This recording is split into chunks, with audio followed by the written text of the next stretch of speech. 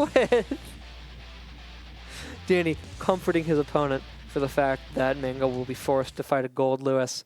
It does make sense here. He did show a lot more confidence, Goldlewis, in that last game than he did with Slayer.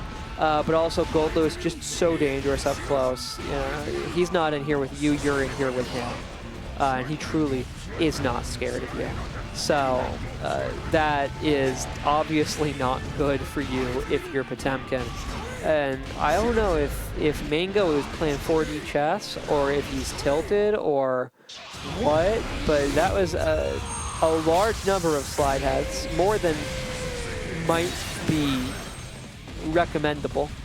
Duel 2. Let's rock. But yeah, if it had worked, if it had worked, it would have worked. So if it had worked, he could have started some monkey. But I think some of it might have been a little bit in the spirit of protest over his grumpiness at being forced to fight Goldlewis Dickinson. Now, the Sun is deployed. The Sun is securing the neutral. The Sun has succeeded in securing the neutral. That is why Goldlewis gave birth to him. So it's good that he managed to do it. And now, I mean, oh my God, he's dead.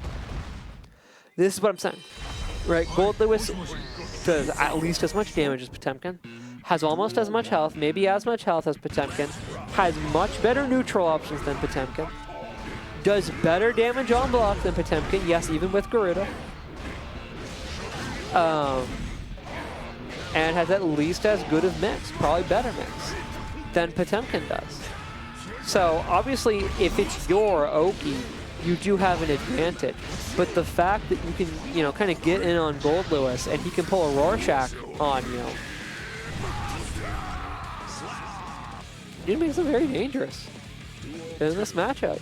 Mangocopter finding the line there to just, you know, knock his opponent down and say, okay, but if I have Oki, it doesn't matter what you get on your Oki, if I have Oki.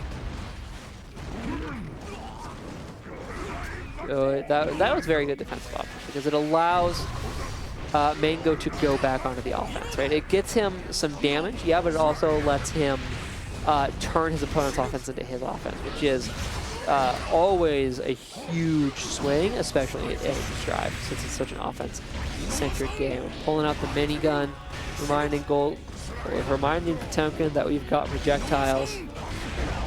That, I feel like, is really the big thing here. Yes, the coffin is dangerous, the coffin is scary, but it's the fact that one of you is really scary up close and also has a drone that can just purchase you the neutral for 3 security gauge. Whereas one of you is really dangerous up close and has very punishable moves that move you across the screen, and that's the best neutral securing you're going to get.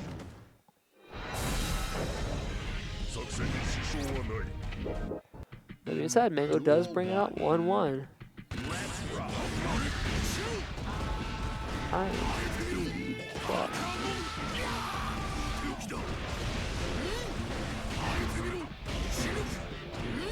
So if I had to guess, I think that Mango really has to have the download here.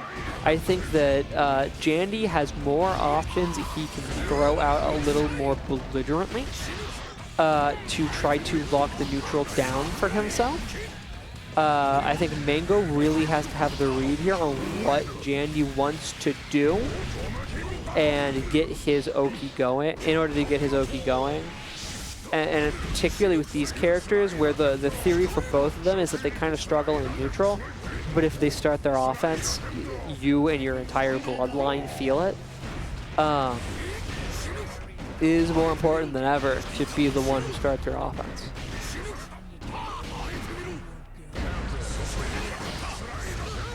But in a matchup where the offensive advantage,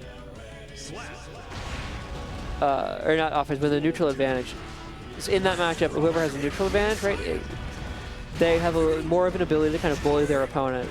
Mango really has to open up the time stone here and see the defensive timeline where he gets to steal a turn. And he was doing that in game 2. He's not doing it as much now. He won game 2. He's not winning as much now. But to be fair, when that's your style, oh my god, it beat HPV. it'd be clean. To be fair, when that's your standard, Duel 1. you know, you gotta like read your opponent's mind and use this one specific move to get offense.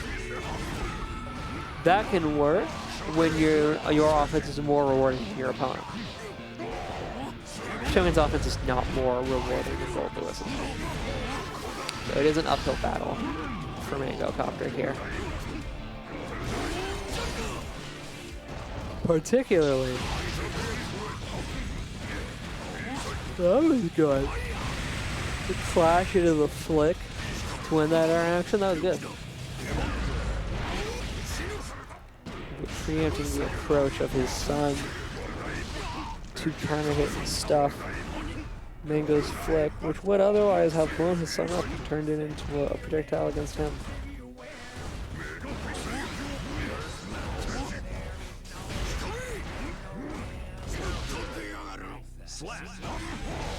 No. Duel 2. Let's rock.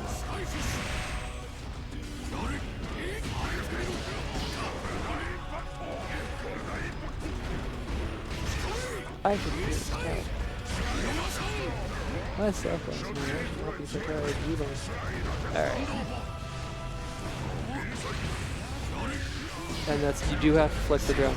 That's, I think, why Jandy has been using so many, like, sort of preemptive offensive moves, like the jump dust, because he knows that, like, with Potemkin, you kind of have to flick the drum, which means you're going to have to press a button. So I'm just going to throw those hitbox out, knowing that you're heavily incentivized to press.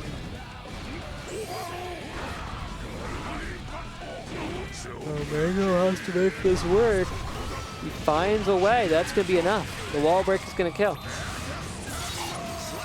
He would have killed without the wall break, so he does find the way. And it is 2-2. Mangocopter doing a good job of finding those specific defensive responses that work against Goldlewis. Jandy doing a good job of rotating his responses.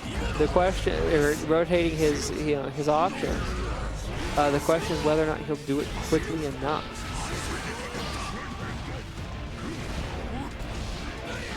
Right away, it looks like yes.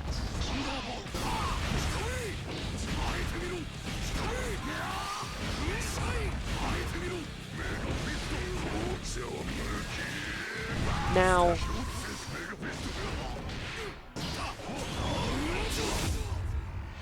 blocking? He's not blocking. Shitstorm.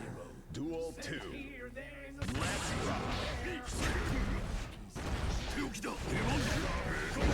Yep. Once again, I'm gonna jump up. I'm gonna throw out a hitbox. That way, if you're flicking, you're gonna get counter hit.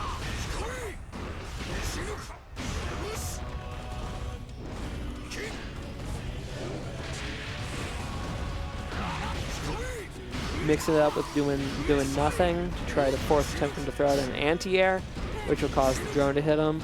Not as high reward as hitting him yourself, probably, but it does do damage. This is going to lead, it does not, it leads into the opts for the OP instead. That makes sense. I understand this. Tries to backdash it a long time, gets caught out, and now anything else will kill Jandy from this range. But Jandy still has high damage. He's still got overall a better neutral if he can turn it into successful offense. It's gonna be somewhat difficult. Well, his opponent has meter, but he is. No, did he drop? Did he drop? I think maybe he dropped. He was able to open his opponent up, but it looks like maybe he dropped his combo after that, which you hate to see. That's a sucky way to lose a round. And oh my god, you guys, it is set point for both players.